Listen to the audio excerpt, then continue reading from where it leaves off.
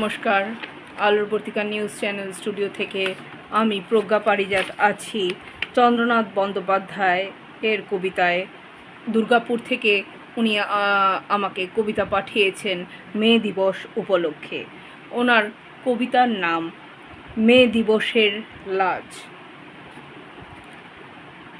আজকে মানে 1 মে 2026 উনি কবিতাটা লিখেছেন। শিল্প সভ্যতার সঙ্গে সঙ্গে ধনী দেশগুলোতে শ্রমিকদের ওপর কলকারখানায় দিনরাত পশুর মতো পরিশ্রমে মালিকের ছিল নজর, অথচ পরিশ্রমের তুলনায় মজুরির হার ছিল অতি সামান্য। সংকুলান হতো না গরিব শ্রমিকদের পরিবারের যথেষ্ট উদরান্ন। তাই নিশ্চল পাথরের বুকে জেগে উঠল প্রতিবাদের তীব্র ভাষা। 20 ঘন্টার পরিবর্তে 10 ঘন্টার কাজের দাবিতে মিলল প্রত্যাশা।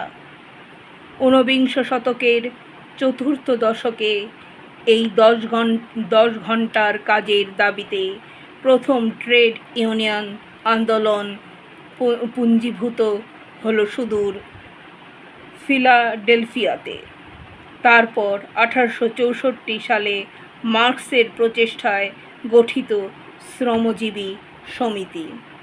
মার্কস এঞ্জেলের আহ্বানে সাড়া জাগল শ্রমিকদের গোটা পৃথিবী।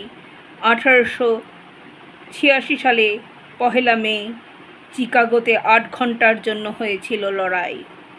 1890 সালের 1 মে থেকে প্রতিষ্ঠার প্রতীক মে দিবস পালন ভাই। এই মে দিবস দিয়েছে শ্রমিক শ্রেণীরকে শোষণ থেকে মুক্তির অধিকার।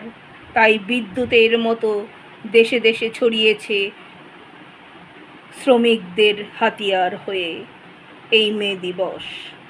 কিন্তু বিশ্বজুড়ে সোভিয়েত রাশিয়া সহ দ্রুত সমাজতন্ত্রের পতনে আবার মালিকদের আনন্দ জেগেছে ছিন্ন ভিন্ন শ্রমিক সংগঠনে। আবার বেসরকারি অনেক কলকারখানায় শুরু 12 ঘন্টার কাজ। আজকে মে দিবসের লড়াই সংগ্রামকে দিচ্ছে ভীষণ ভয়ঙ্কর লাজ। নমস্কার, ধন্যবাদ, ভালোবাসা। দুর্গাপুর থেকে চন্দ্রনাথ বন্দ্যোপাধ্যায় এর কবিতায় আমি প্রজ্ঞা পারিজাত।